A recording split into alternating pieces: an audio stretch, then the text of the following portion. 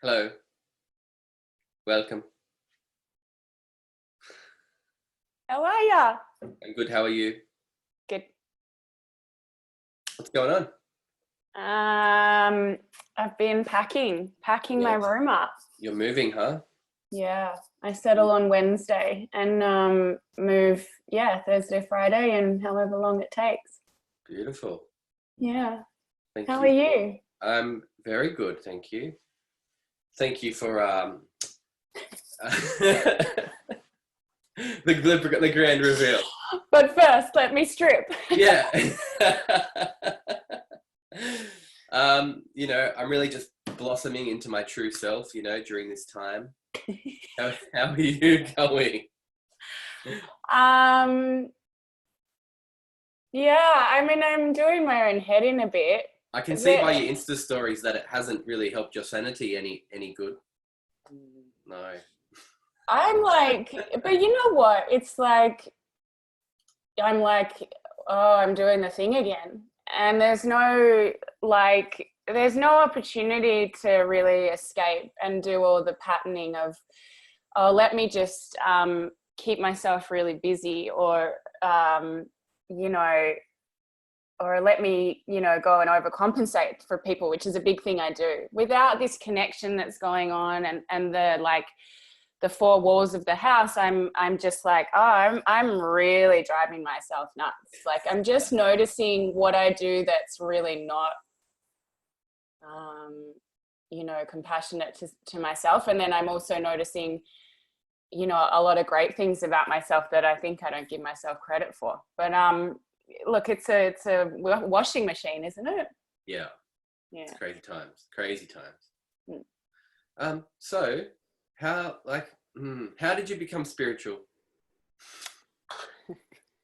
When did you become spiritual? Tell us a story. I don't know. Like, I'm like, am I in the ego if I'm like, oh, I'm spiritual? Maybe, but it's okay on this podcast. Is it okay? Yeah. We endorse the ego. Okay, we love the ego. Yeah.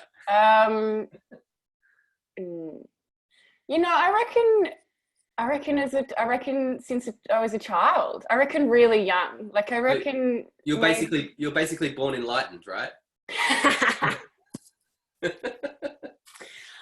I reckon that, I reckon I had some enlightening, what do you call them? Circumstances. Yeah. Okay. Tell us about those. Well, I've got substance abuse in my family. So, parent role was like really confusing on one parent. And there was a lot of growing up that had to happen, like growing up really fast. But also, some probably experienced trauma and stuff of really having to observe what's going on. And I think maybe and when I say, I think I became spiritual as a child, I think that's really for me how that makes sense is like, oh, I really had to start to do a lot of observing. And also a lot of, it's that thing of like, what's actually happening here? So spiritual in that sense from a child, I reckon that gave me a little boost into, because I'm really different. I'm really different from the rest of my family. I'm pretty nuts. I like that about you. Good, do you? Yeah. Good. Your Insta stories are off the chain someday. Okay. Oh my God. You're just ridiculous in the best way, but it's great. Like, like the time that I was trying to win the money, the scratchies. Because what was that about? Because F45, like right. I don't know, I needed money, and I was like, I'm gonna win money on scratchies because I was trying to get my home loan, and so gambling's not allowed, so you can't like pay on FPOS to gamble because they'll see it, the broker will see it. I was like, I'll get around this. I'll buy scratchies, I'll win money. I don't know, should I be documenting all that stuff on my stories? I'm not sure. And now it's cemented here on the podcast. And now it's here, yeah. So even more people can see how crazy I am. So starting from humble beginnings, obviously being born almost enlightened, and having some not so nice experiences to help finish the job. How did you become a tantric chocolatier? Which I'm not, right, but I reckon I should be. I reckon that came, that little nugget that I was typing to you yesterday. I was like, oh, that's my new career. That's like right. I just found it. Yeah. Mm. How did I get to be just the person I am? Yeah, like how did you reconcile being different and then finding spirituality and just whatever. God, it's been a journey. Yeah. I reckon for years I've not accepted myself. For years, even when I started meditating. I remember when I met you in my intro course. Yeah, can we talk about that? I need your permission to talk about that. Yeah.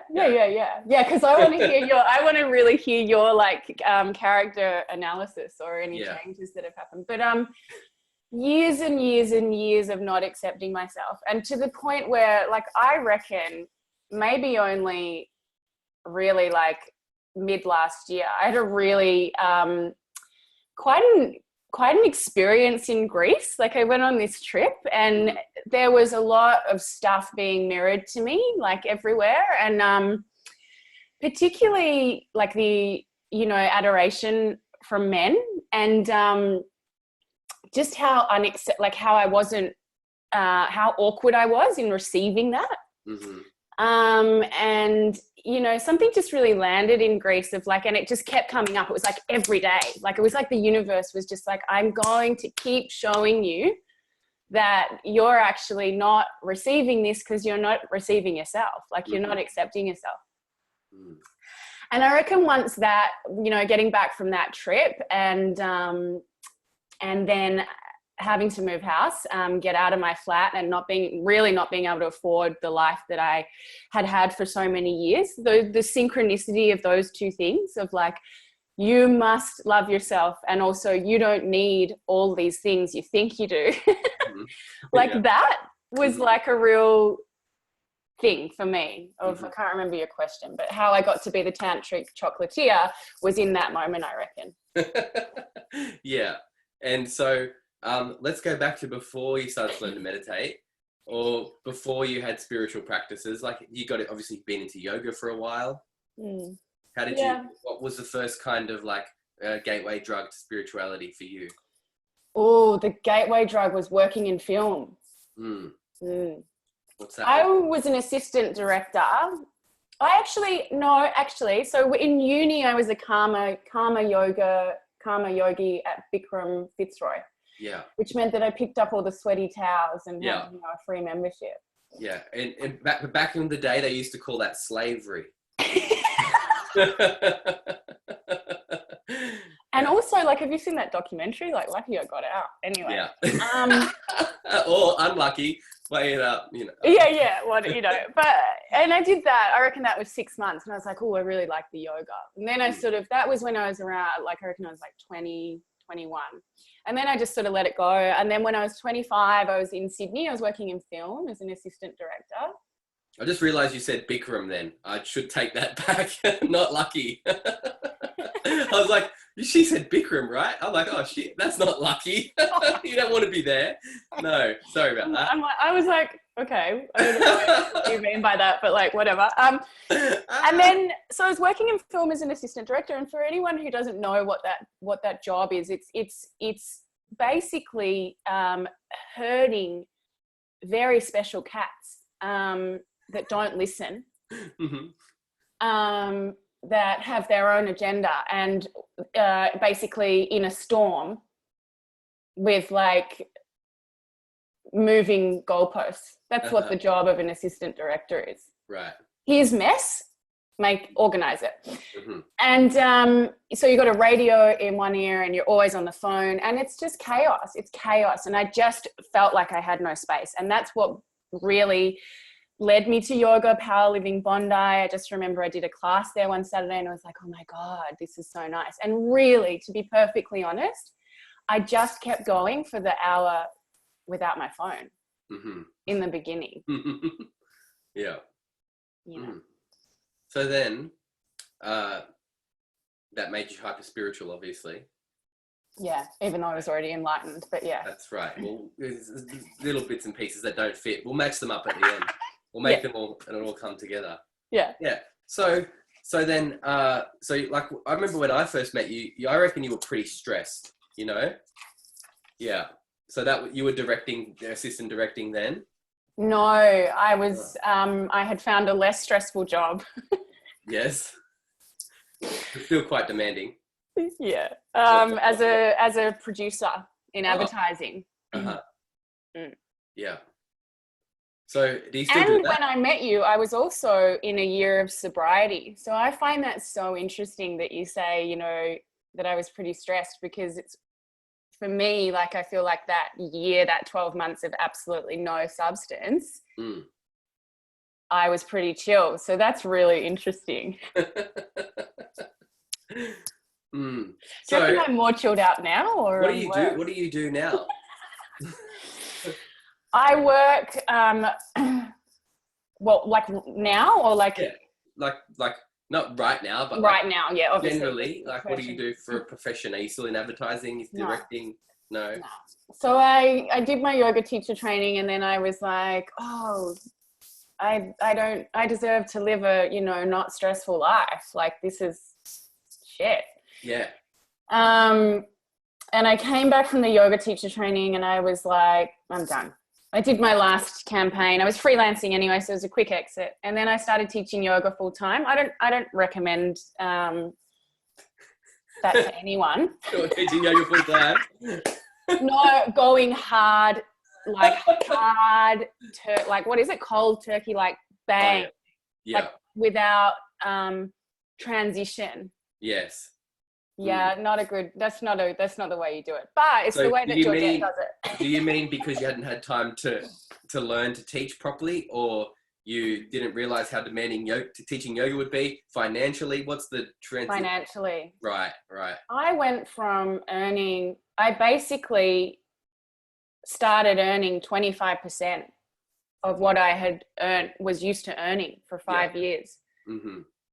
3 or so years, yeah. That's a big hit. Yeah. Yeah. So, you know, and money supports you, you know, like, I know the money conversation can, you know, be really interesting for a lot of people, but it supports you. And to go from teaching, to go to full-time teaching, and having to go, like, I had so little money little amounts of money that I was used to, that I had no option to not teach or have a sick day or get sick. It was really fight or flight. I put myself into a fight or flight situation, but that's what I do. I'm really good at that. Yeah. Your stress-free living was actually high stress. Yeah. Yeah. I'm sure you're not alone. I'm sure you're not alone in that experience, though. I'm sure that everyone does that, and everyone goes through that. Yeah, and I also think what it revealed to me is that I swapped one set of problems for the same problems.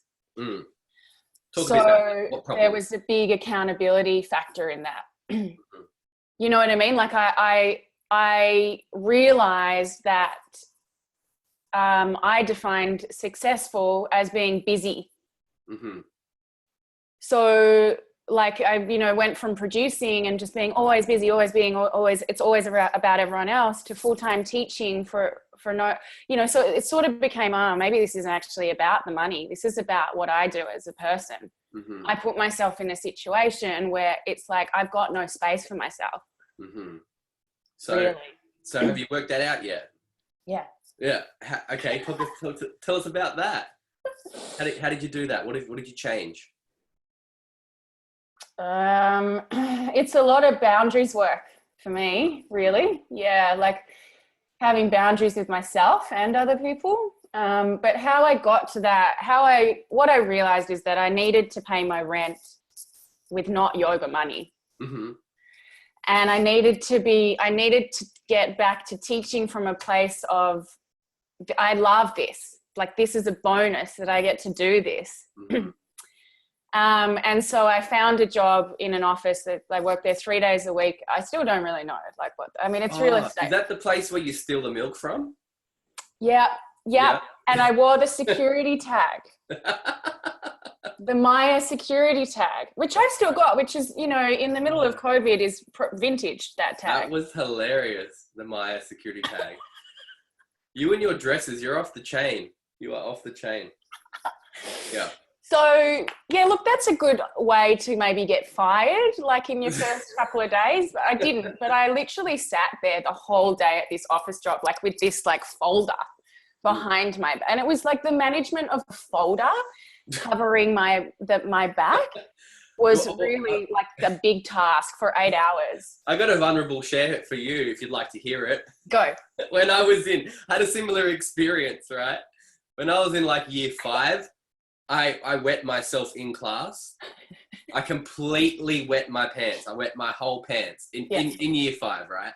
Yeah. And so I had to tie a jumper around my waist to try and hide that I'd wet tracksuit pants, mind you. Nice. Completely wet my whole pants. Lucky they were tracksuit pants, not the grey school pants. No, they were green. Yeah, because I was too embarrassed to ask for the toilet pass because I'd already asked for it before. And I didn't want to ask for it twice in the one lesson. So I just kind of, yeah. And so did you just shimmy around with that the whole day, like until it dried, or like just literally until you went home? I'm pretty sure everyone must have noticed, right? Do you know what? I wet my pants on stage. Oh, how did you do that? I don't know. I was 6. We were performing the Teddy Bears picnic. You know that song? Today's the day that everybody... Yeah, it was like, today's the day that I'm wetting my pants. Yeah. Oh, if you go out in the woods today, you better go with a nappy. Exactly. And so I don't know what I feel like this experience was quite traumatic in like humiliation, which is another space, like another big space I play in a lot that really limits me. But so yeah, thanks to this one day. But I weed in the performance and then all the kids were like running around. Oh my God, I'm so embarrassed even admitting that. I'm getting like a top lip sweat. Yeah, I know. I got the same thing from my share just then. So, but did anyone know it was you? On stage. I was on stage. Oh, so they knew that you did it. I reckon the whole audience knew as well. Because I wasn't walking as I was going. I vaguely remember thinking, oh, I need to just wee. And I reckon I just stood there with my legs crossed and just weed. I think it was really obvious.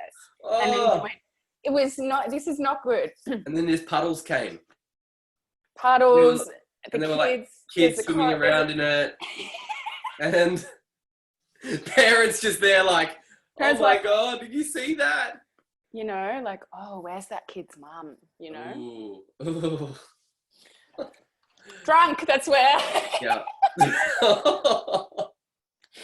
But anyway, like, look, it's good. I reckon we've given people permission to pee themselves, basically. To accept that we've all wet our pants. We've all done it. We've done worse, and we won't go into that right now. So. Oh, wait, I wanted to wear this. I'm going to wear this. Sorry, I forgot. I've been finding all these costumes. Please do. I'll get my little sash back on. You're very humbled to meet me, by the way. This is nature. Yes, beautiful.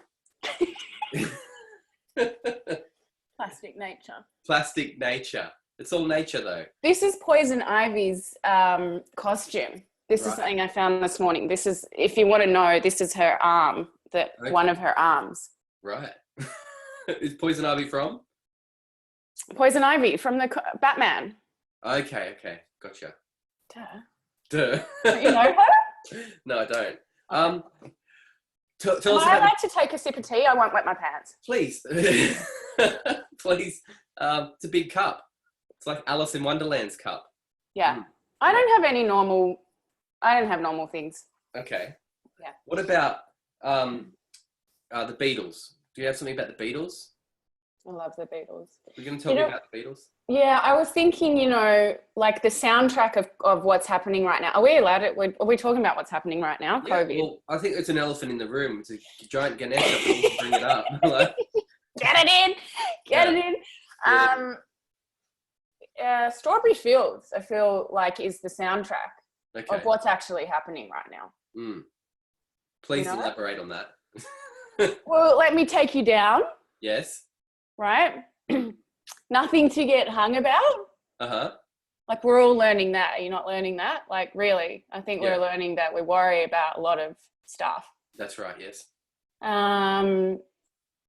Isn't there something about he's up a tree or no one's in his tree? And then it's like... Should I look? I don't want to Google the lyrics because we'll get distracted and we'll go off track. So I thought you were going to have the knowledge about this stuff, the Beatles. No one, I think, is in my tree. No one's in your tree. This is the lyric. I mean, it must be high or low. Yes. That is, you can't, tune in. Mm-hmm. But it's all right. That is, I think it's not too bad. Let me take you down. I'm going to Strawberry Fields. Nothing is real. This is what's happening. Don't you reckon? I'd love to know what your song, if if someone said, okay, COVID in a song. Yeah. What comes to your mind? I have no idea. School's out for summer. I don't know. That's all I can think of. Right? That's the first thing that came to my head. Yeah.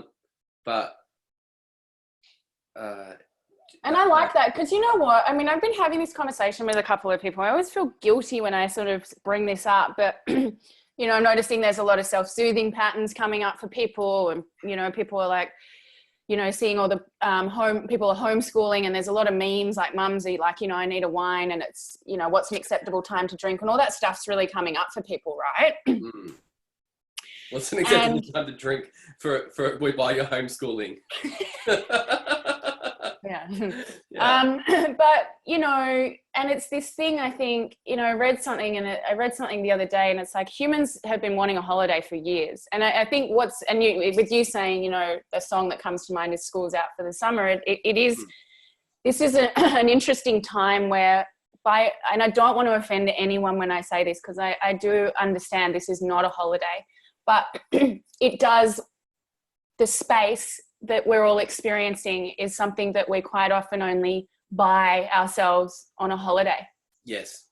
And even if you haven't got space because you have to look after your children, that's also a gift that a lot of people don't get, Yeah. That time with their kids. And a lot of people are getting to experience the day-to-day richness of watching their child develop and helping them develop, and probably becoming a lot more aware of the influence that they have, and people are saying, I've got something in my throat. People are saying they're worrying about these kids, like they're worrying about this generation. But I'm like, what a beautiful blessing for so many children right now that are experiencing time with their fathers. Yeah. That, and I don't want to go into a whole feminism debate, but like, let's be real, like quite in a lot of situations, I think that the male is at work in a lot of family dynamic, not everybody's, but, and so for those families that do operate in that way of like, dad's not home till dinner, or that was my upbringing. Dad was just not home until just shortly before dinner. What a beautiful experience for all these men and the children who are experiencing more, more of their father. I think it's pretty awesome. Yeah, for those that are, a lot of men are still doing, there's a lot of construction work still happening, and a lot of stuff like that, where it's kind of interesting in a way. And I don't know if I'm allowed to say this, but I'm going to anyway. I think we're saying a lot of things we're not allowed to. I think we need to let that go. Yeah, it's gone. You know how in like, let's say the 50s, it was like all the women stay home and all the men go to work? Yeah. It's kind of like that's been rearranged again. Totally. So it's like there's a balance happening, and it's like you stay home and nurture the children and teach the kids, and the men go and work. And I'm not saying that's the right way to do it, but I'm just saying that we've gone out of balance where everyone's at work, and all the masculine and the feminine are just work, go. And then the kids are in childcare, and even the people that are looking after the kids in childcare are working, go. And so there's no nurturing going on. There's no chilling out. And I'm not saying that being a stay-at-home mum or parent, even if you're a man, isn't hard work. I'm just saying that it's a different energy. It's a different job, you know, Totally. and it's a very necessary one. And I just felt like the other day, I was like, oh, it's kind of like nature's putting some balance back, and it's like establishing the home again, you know? Yeah. As opposed to being like established in work and then like coming home to sleep and go back to work, coming home to sleep and go back to work.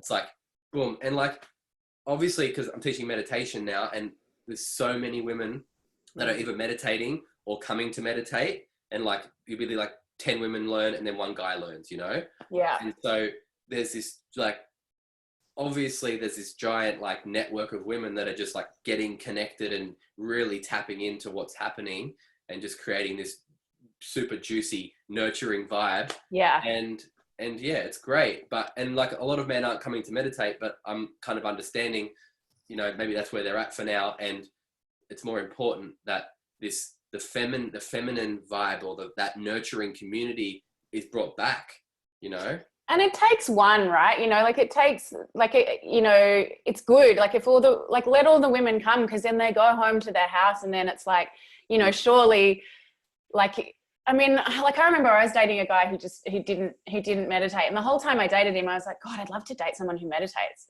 Do you know what I mean? Like that was the whole thing. Like it immediately became something that it lacking, like, you know? So I reckon like for women that became something that I wanted in the relationship. So for women going home and meditating, like maybe it's like, you know, they're the seller, and then of the meditation, and then the man comes. And even if not, at least they're holding that energy for the family, and, you know, being the connected one for the family, you know? Yeah. And there's a real disintegration happening anyway of like, you know, like I reckon with all the men being at home and observing, or not all of them, but the ones that are at home maybe observing, like actually how difficult it probably is to bring up kids. I don't know. Absolutely, yeah. Like, getting a taste of homeschooling, an appreciation for teachers, an appreciation for mothers, you know? Yeah. Of course, yeah. But wait, I can say that as someone that has absolutely no kids.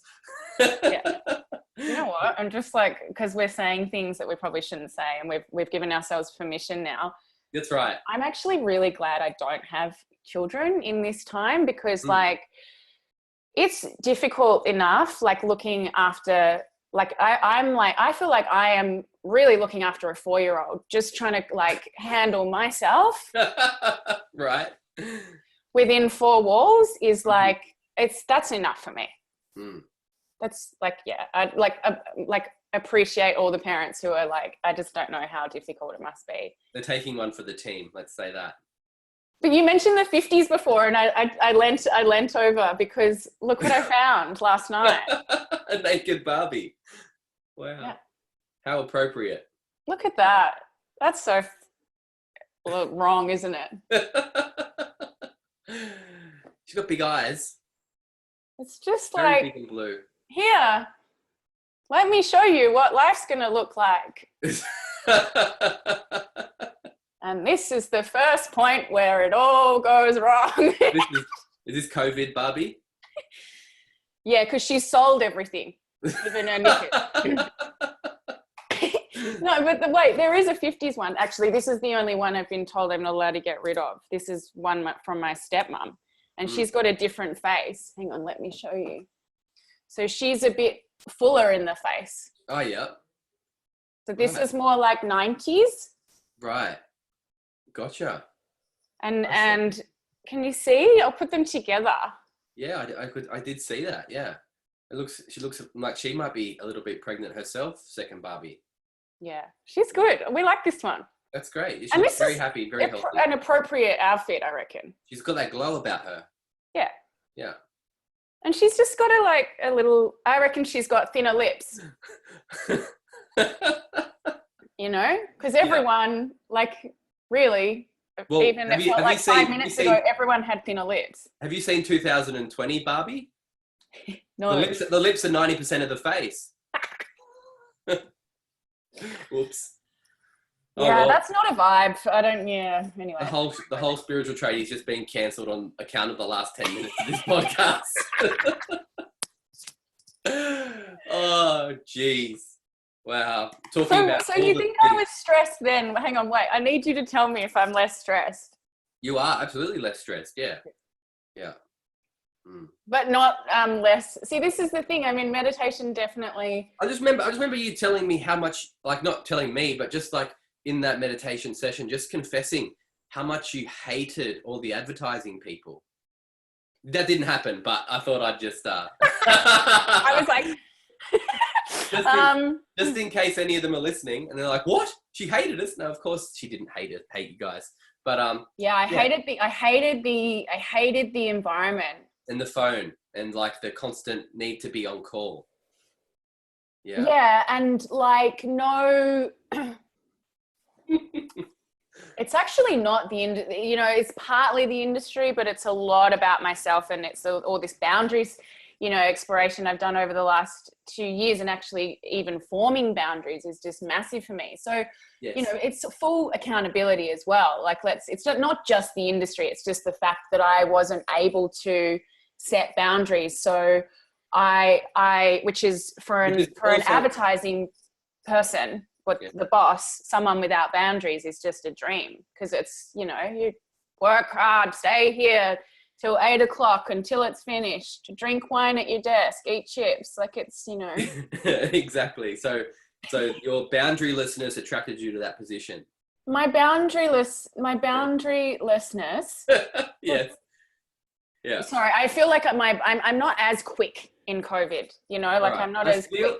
I feel like my headwear isn't quite as astounding as yours. I need to compete. I need to compete with you a little. Fix that up. Yeah. Wait, my boundarylessness. I just want to. Got me into a situation where I was like stressed because I wasn't managing, how much I was giving out. Does that make sense? It absolutely makes sense. That's better. Yeah. But so you're saying yesterday that meditation has done absolutely nothing for you. So would you like to elaborate on that? I didn't say that. What I said. I'm just. Well, I was swinging around in my meditation chair that I've ruined, and then I thought, the meditators. Because what did I say? I was like, meditation has done, what is it? Because it's definitely like made me less stressed. Yes. It has not made me less insane. But never promised to do that. Didn't it? No, it always promised to reduce the stress to reveal your true insanity. That is the beautiful expression of you. Right. I thought maybe on the flyer or the website or the thing that there was no. I'll become somewhat diluted. No, you become you become more normal. You won't become normal. Like Om Shanti Shanti. Maybe. Calm. Do you feel more calm or not calm? You less stress. Is less stress not calm? No. Oh, okay. Oh. I see what's going on. You're like less stressed, but more vata. Less grounded, not grounded. Like still 0 to 100 very easily with me. Like it's part of my makeup. But it's compassionate now, isn't it? Yeah, and it's like, I just did that. What I'm really good at now is just going, that's funny, I just did that again. I'm really good at apologizing to people around me or taking full accountability. Mm-hmm. Pre-meditating, I reckon I was just Harry the hothead and it was everyone else's fault. Yeah, that's a good shift. Yeah. I'm just going to put my consciousness gloves on. Thank you. Because these are Jessica Rabbit's gloves. Yeah. I think it's important that you do that. That I found this morning. I feel like they're COVID approved. Oh yeah. They've been approved by the WHO and Bill Gates. Great. Fancy. Yeah. And only one though, because this is what happens when you're moving. You're like, oh, that's right. I needed to hold on to that one purple Jessica Rabbit glove for the last 5 years. This has been important.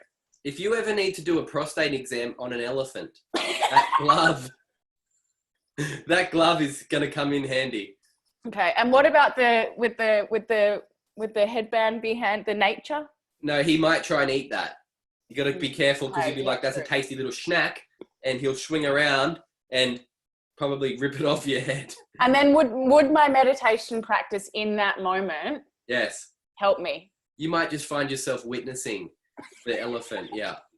Or if you're established enough, you'll go to the place in your own consciousness where you are the elephant. Ah, very good. And then you'll be controlling the trunk, and you'll just be able to dance around your head, give yourself a little massage with the trunk, you know. And I'll be like, I actually know what's happening here. Yes. Exactly. That's the main thing. And so how are you regular with your practice, or a little bit constipated with your practice? What's the go? Well, because we've given ourselves permission to just tell the people everything, yes. I've had a break. Oh my God. Yeah, I'm out of the club. I was out of the club for like 9 months. For 9 months? No medis? How did you survive? No, I had meditations, but not my Vedic practice. Okay. In those 9 months. So it was all just very like, you know, and anyway, so I'm back in. COVID blessed me. COVID was like, hey, knock, knock. Yeah. Knock, knock. When did you, so you did it at the start of COVID, you're like back in? Oh yeah, like just pre stage 1, like when I removed myself from public classes and was like, oh. Yeah. What's happening? You so know, 2 times a day again? Back to yeah.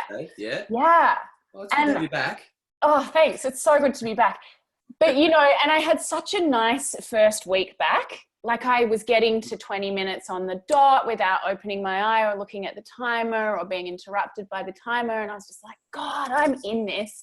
Yes. Like I was like, God, I'm so good at this, you know, like ego, right? Mm-hmm. Hi, ego. And then for a week I was just like, oh gosh. And then the last week it's been like the old, you know, like peak, think it's literally 20 minutes and it's like 6 minutes. Yeah. You know, and but this is good because it's like I'm really noticing how heightened I feel from so much screen interaction. Oh yeah. And so much like this big story for me in COVID is like I'm not being productive enough. Mm-hmm. I'm not doing enough. Yeah. So if you're not turning your coaching business into a 7-figure online enterprise, who are you? And this is why the meditation, and this is, you know, the Vedic practice of just it's the best one. Look, I had to do a little divorce. Yes. To know this is the best. This is the best one, and this is what I need, and also, you know, to test it. Like, ooh. Yeah. Like, is this really, you know, is this doing anything? Because, yeah, like it's, you know. And I feel bad admitting that. And also, you know. You shouldn't feel bad. You shouldn't feel bad. I'm a real person. That's a great experiment. That's a great experiment. You didn't just take the pill and just be like, okay, I'll just do it because you said. You're like, I want to find out for myself. That's a great experiment. Yeah, and I've got something that you might want to give some opinion on, actually. Okay. I also started to wonder whether the practice was too masculine. Really? Right? So I created this idea in my head where I was like, this is too masculine. Because I reckon I have a lot, I reside in the masculine more than the feminine. Mm-hmm. So I stopped the Vedic practice around the time I started doing some sexuality work, and I was like, oh, now I just need to dance, and now I need to like primal scream and do all this stuff, and like, but you know, really labeled that sitting down 20 minutes twice a day was too masculine. Like it was too much of, you know, like another structured thing, right? Yeah. Which is total bullshit. It's not correct, but it's not correct. And but I developed that to make myself feel better. Yes. About the divorce. Yes. Gotcha. You should do. You should. That's a great compartmentalization. Like I drank my own Kool-Aid. That was very, very clever of you to do that. I used to work in advertising. You know what I mean? It's like I just sold myself. I sold myself an idea. Yeah. Drank the Kool-Aid, bought it, realized the product was shit. It's actually not masculine because it's effortless, and so we're getting out of the idea of doing and back into being, and that's more feminine than anything. But it's also good to do both. You know, you do your dancing and your meditation. You know. Yeah. You dance while you meditate, and you meditate while you dance. You know. You It's know, all and one it's thing, and it's really, at the also end of the good day, to isn't it? like but it's good to realize that like what I love in life is when you realize you've created a story. Yeah. You're like, oh, I just created a story and I bought it. Yeah. Jokes on me, right? Anyway, so meditating twice a day now and it's awesome. Cool. But yeah, lots of like, you know, fluttery meds this week, meaning like I'm like, oh, surely I sat here for 20 minutes. But it's so good because it's, you know, this is the thing. And I think a lot of people were struggling with this in COVID of like, oh, I'm not doing enough, you know, because so much doing has been removed for us without, you know, us really subscribing to that. It was just like, here, I'm going to remove this. And this is the best thing about the practice for me is that it really, it's just like, no, like that's not like the first and foremost part of being a human that's going to enjoy life. Yeah, that's right. And if we can't just be here with ourselves present, then any doing is just a distraction. Yeah. You know, so and I think, you know, we've all been forced, even if we're not meditators, everyone at some level has gone from some level of doing into a level of being that was a lot more than it was before. And so everyone's freaking out. Everyone's got some kind of anxiety coming up. And if you don't have anxiety and you've been stuck at home for 2 months, you're probably sick. You need to see a doctor, you know? If you're not feeling something about this, then you need to see someone, because everyone should be feeling not like bad, but just like feeling what's happening, you know, collectively. Yeah. There's an anxiety in the air. There's a little bit of frustration, a little bit of grief happening. Ooh, I'm experiencing a lot of rage. Yeah. I'm experiencing a lot of rage. Yeah. Yeah. Some rage is coming, you know, and it's not all ours individually. There's a lot of like collective shit that's being purified because we've been made to stop, you know? Yeah. And so just keep meditating, maybe increase your practice to half an hour. Yeah, do you reckon? 30 minutes? Yeah. Why not? You've been meditating for years now. You should be up to 30 minutes by I now. know. When do I need because now I'm like, oh, I need a new mantra. See, I'm telling myself a story again. No, I'll tell you, you should absolutely go and see one of the teachers and get an advanced technique. Well, I have an advanced mantra, but it's only I want another one. But if you have it'll make me like into it. If you have an advanced technique, you should be practicing for 30 minutes twice a day. Yeah, well, but I had the 9-month break. Yeah, like this is the divorce. Like I've got to, you know, you can't just go back into the house after a divorce. I think you're having another honeymoon then. Yeah. So you reckon? See, creating a story. I'm going to do a 30-minute one this arvo. I'll start today. Yeah. I just want to see the results of that. What happens after you do a 30-minute medi? Okay. I don't know. I'll probably burn. Just do 7 days for 30 minutes twice a day. Just for 7 days. But then I'll never go back. You don't go back once you start. You don't go back. You might, but you probably won't. When did you start meditating? Like actually in my course? Oh yeah. No, I was meditating. Are they your consciousness classes? I'm just you know, I'm just seeing myself in the Zoom screen, and my future's bright, and it's just I need to protect myself. Yeah, everything's a mirror. You know, it's just your luminosity is just blinding me. It's the consciousness glove. Yeah, that's right. Pretty much. What do we say? No, I was meditating a little bit before that course. About a year or so before that, and I was just dropping in to like get the down low on what it's like to be a teacher. You know. I probably sat that course 6 or 7 times. Cool. You know, just to see. I was like, if you wanted to teach. Yeah, because I was like, if you can't sit in the course 6 or 7 times and watch someone else do it, you're not going to be able to do it yourself for 100,000 times in your life. You know what I mean? Totally. So I was like, I'm going to go and do it, and every time you do it, you learn something else. So it's great. And now I'm teaching, so it worked. I love that.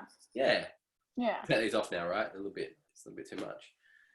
So back to you, because we've got to wrap this thing up. Yeah, I feel like have I said, has anything made sense? Of course, it all makes sense. Yeah.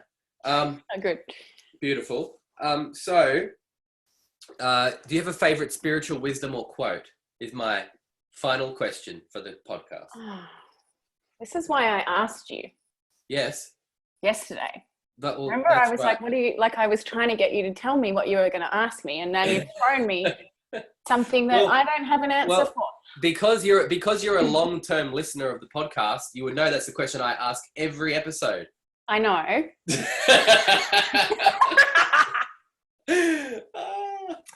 Yes.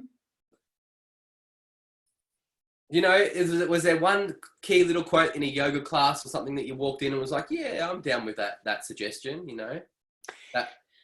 Listen to the silence. Listen to the silence. Beautiful. It has so much to say.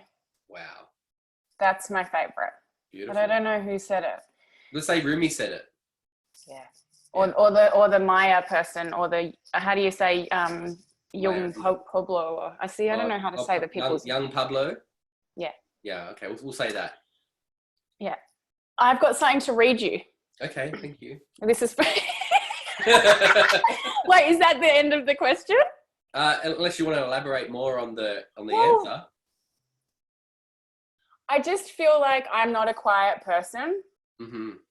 And, you know, I don't really give myself permission to, or for many years, like, just to be comfortable in space.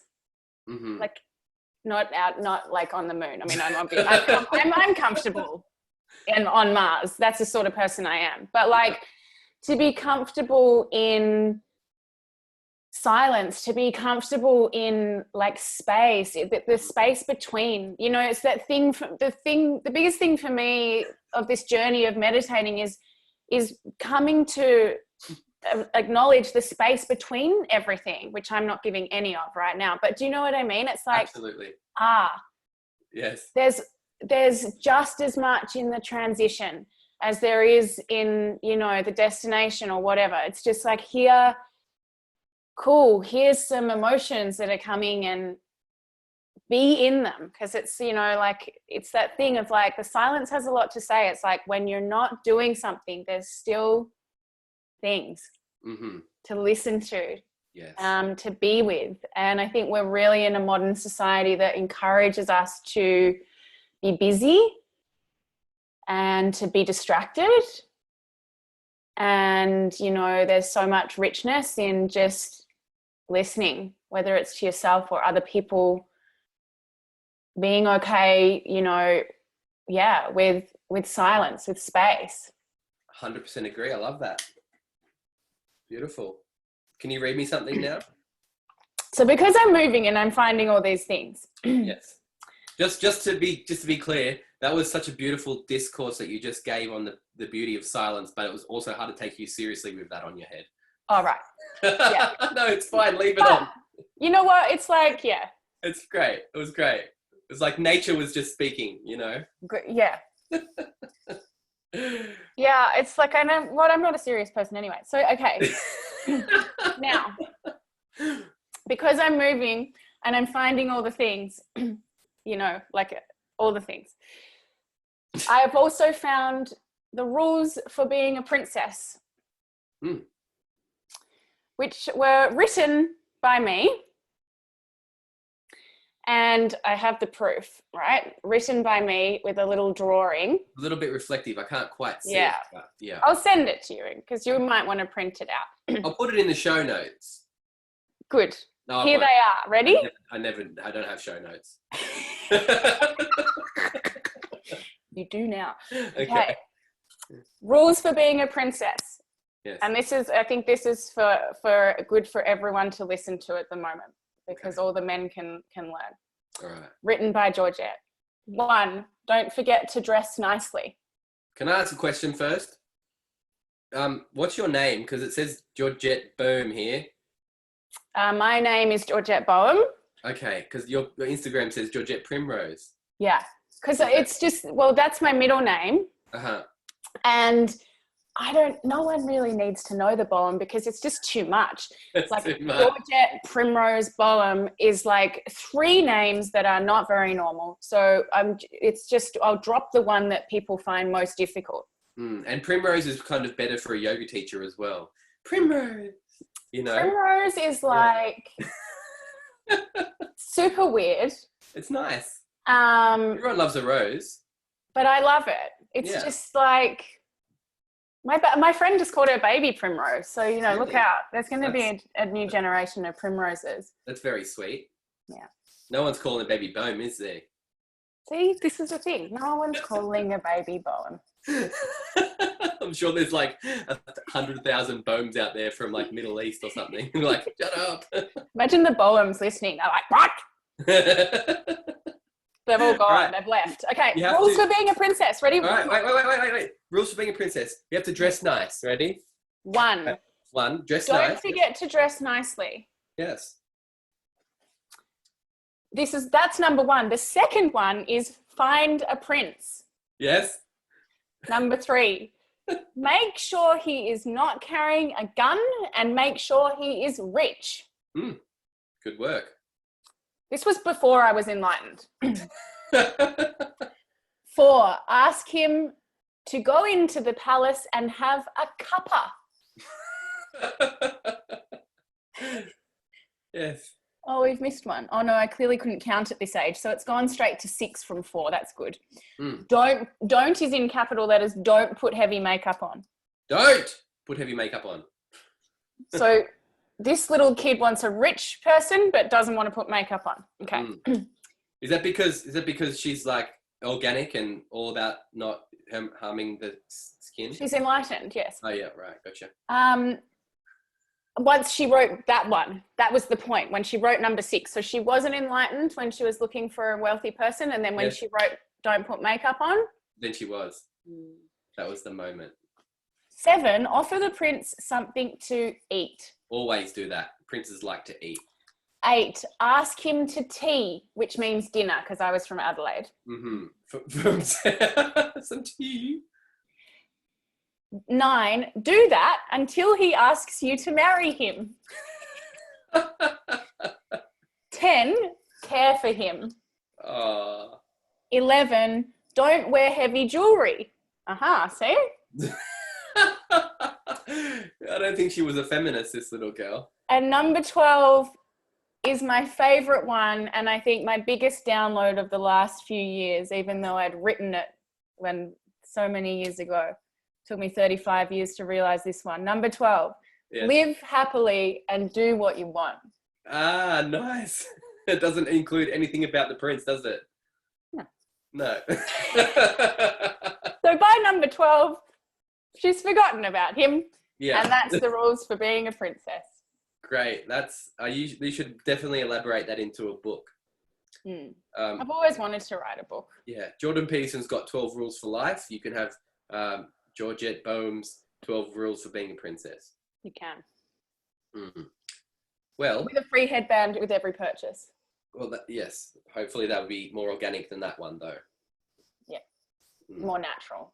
We can use recycled straws because straws don't have much other jobs to do these days. No, actually, that would be a vibe. Yeah. Yeah. This has been all fun. Right. Okay. I'll go then. Thanks for having me. Thank you for being the very first person brave enough to come on Spiritual Tradie on video. So this could be a thing. This is totally a thing. I don't know if it is though. Video. Do people really want to, like after all the Zoom that's going on right now, sit down and watch 2 people on a Zoom call? You know? Is that a thing? I reckon it is. Because maybe. People, you know what? People just, they need to choose better. Can we high five? Can we high five? Yeah. Go this way. Ready? That way? Yeah, ready? Or do I go that way? No, go the other way. No, this way. Yeah, ready? Yeah, ready? Higher. Go higher. Yes. Okay. Boom. Yeah. COVID. Touching. Yeah. Ooh, naughty. You went through the screen. I don't know how you got to go less far. Yes. There, right there. Stop. Boom. High five. Boom. High fives. Thank you. Can't separate us in consciousness. I think with the Zoom thing, it's just about people picking better content. Yeah, that's right. We've got to pick, we've got to be, we're in a screen dimension now, and we're just got to be a little more conscious with the consumption of like, yeah, we're all on Zoom, but it's like, okay, well, how many of the Zooms are going to be like calling a friend? How many am I going to be like learning something? I don't know. Yeah. If you're not learning how to become a princess, is it even worth a Zoom call? No. Probably not. Absolutely not. All right. Thank you very much for coming and sharing Thanks for having me. Your spiritual journey on the podcast. Thanks. Do you have any links? Do you want people to follow you or stalk you on some kind of social media? They can follow me on my Instagram, Georgette Primrose. Georgette Primrose. Facebook, I'm not really that big on there. Are you teaching any classes online lately? I am. I'm going to start teaching when I move which is after next week. So from May the 10th, I'm going to be teaching Zoom classes. Mm-hmm. And I'm going to do a lot of yin offering. Yeah. Nice. Yeah. Beautiful. And I'm also starting something on my Instagram, which I would love for you to be involved in, which is called Knock Knock. Knock Knock. And because I'm feeling like we're seeing everyone's doing a lot of content, which is awesome, right? But there's a lot of we've been rabbiting on for a very long time. So there's a lot of long content. Yes. And even the yoga classes, it's hard to stay engaged, right? So I'm going to do Knock Knock. Yes. Which is 6 minutes. Mm-hmm. Maybe at the same time each day. I haven't figured that out yet. And I screen share. It's Instagram Live, and I get someone in. I invite someone in my network. 6 minutes. We've got 6 minutes to talk. I'm going to ask them some questions. Knock, knock. Here's the person. And then they share a bit about what they do, what they're doing. There's some questions that I'll ask, like your one, the signature question at the end. Love it. And then they're off. Beautiful. I'm very happy. I'd love to be a part of that. Yeah, so it'll be knock, knock. Who's there? Dan. Yeah. Let me know when you want to do that. Okay, cool. All right. Bye. All right. Bye.